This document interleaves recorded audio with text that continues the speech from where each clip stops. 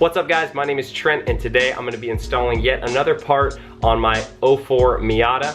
If you've seen a few of my past videos, you'll notice that everything I've done so far has been primarily on the exterior of the car. I've done wheels, I've done coilovers, and I also did an exhaust system. So now I wanted to do something on the interior of the car. So today I'm going to be installing a racing steering wheel. So the guys over at DND Performance were nice enough to hook me up with a discount on their product in exchange for a little video. So yeah, let me show you what I got. So here's the main piece, obviously. We got kind of a deep dish style leather steering wheel, black on black with the red accent stitching there. Originally, I was going to get the all red wood grain version, but when I put my hands on this, I just had to have this. It felt so sturdy, super nice. So yeah, that's what I got for the steering wheel. And I can't use the wheel without a hub, so I went ahead and got one of these black DND hubs as well. So I think it's gonna look really clean, black on black with just that pop of red. I think that'll go really good with my car. So I'm pretty new to this whole car modding process, so I really don't know how to install this wheel because I've never done one before. I've just seen other YouTube videos and it doesn't seem that hard. So I'm gonna go ahead and give it a shot today and show you guys the process. So let's get started. So the first thing I did was go here in my trunk and disconnect the negative terminal on my battery. We're gonna be working with the airbag here and I definitely don't want that to deploy on me. So first things first, we gotta disconnect that terminal and get rid of that power.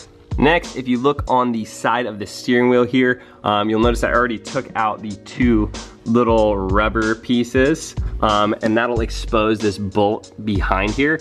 I'm not sure what size that is, but I'm gonna go mess around with a couple different size sockets and see which one fits. So it looks like these first two bolts are gonna be 10 millimeter. So I got a little ratchet here, extension with the 10 millimeter on top. I'm gonna start by undoing both of those bolts.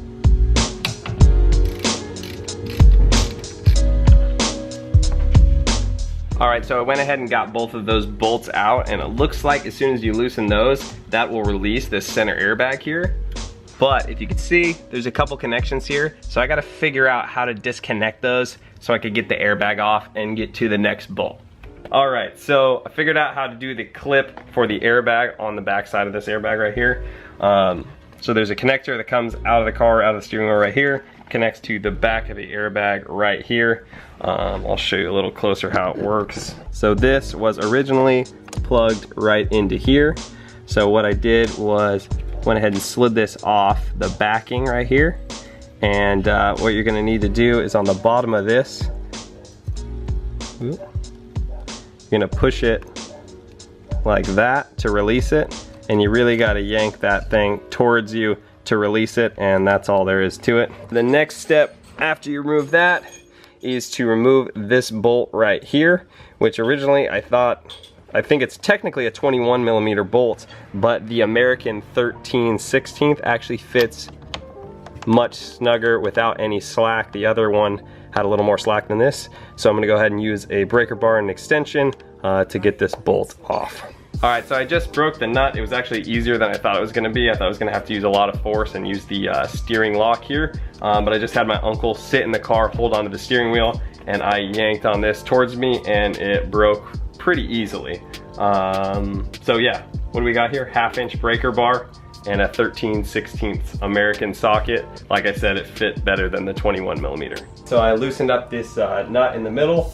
I'm going to leave it on a few threads just because when I yank on this thing, I don't want it to come hit me in the face. So let's see how hard this thing is to get off.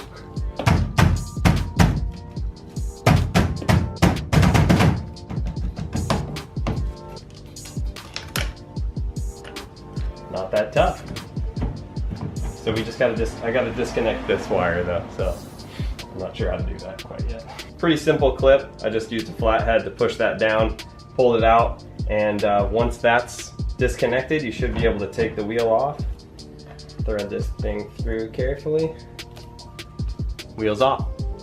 So some time has passed since the last clip. After taking off that wheel, I discovered, well, I didn't really discover, I kind of already knew this a little bit, but behind the wheel here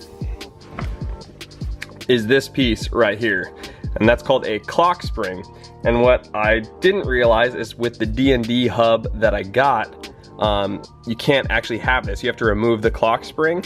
So what I was doing was I was researching, because I didn't mention this at the beginning, but I also ordered an airbag light defeat, so that when I take the airbag out, which I already did, I'm not gonna have a flashing airbag light every time I get in the car. So I bought a wire that defeats that, but my concern was that if I took the clock spring out, which has that connector on the end, because the defeat actually plugs into this connector right here. There's two wires that go into the end of this plug that will actually cancel out the airbag light that would be on the dash. My concern is if I took this off, can I still use that defeat, and am I gonna have an airbag light constantly?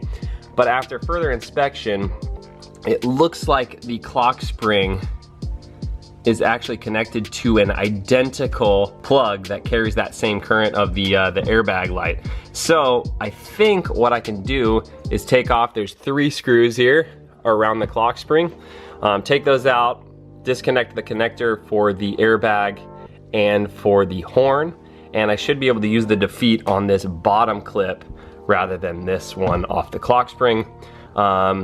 So yeah, that's where we're at now. And as you can see, I took the plastic shroud off around that. That's not really that hard to do, but you will need to take that off in order to get this clock spring off. So there's 3 screws on the plastic shroud, and then there's 3 screws on the clock spring right here. So at this point, we're gonna remove the 3 screws off of that clock spring, take that off, and we should be able to put that new hub back on, put that airbag defeat in the connector, and then hook everything up and be good to go. Okay, so we got the clock spring off and I put the hub on.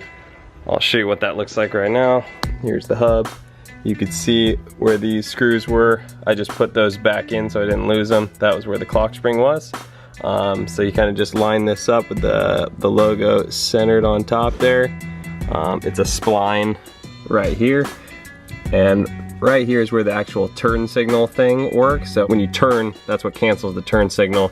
So you kind of line up, there's 2 little holes that the spikes go into.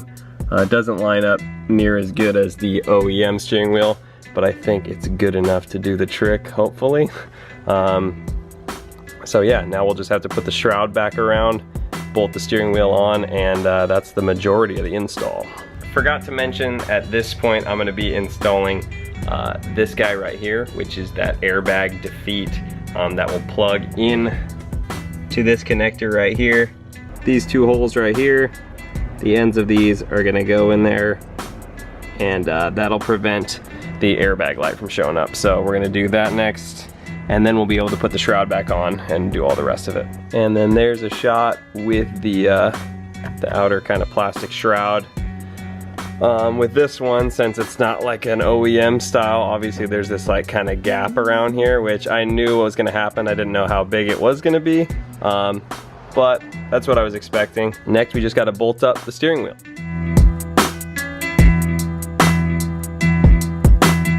Okay, so the wheel is officially on the car. I can't put the horn on just yet because when I went and picked up the steering wheel today from DND, they forgot to include the horn wire. So right now I just have the ground wire that's connected to the hub. I don't have the connecting wires to put it all together. So right now I'm running it without the horn button. I'll show you what it looks like real quick. So here it is installed. Obviously, like I said, no horn button on there, but I think it looks sick. I'm gonna go ahead and continue this video when I get that horn button all installed, and then I will do, you know, some cool shots of the car with the steering wheel all properly installed. So I will see you guys then.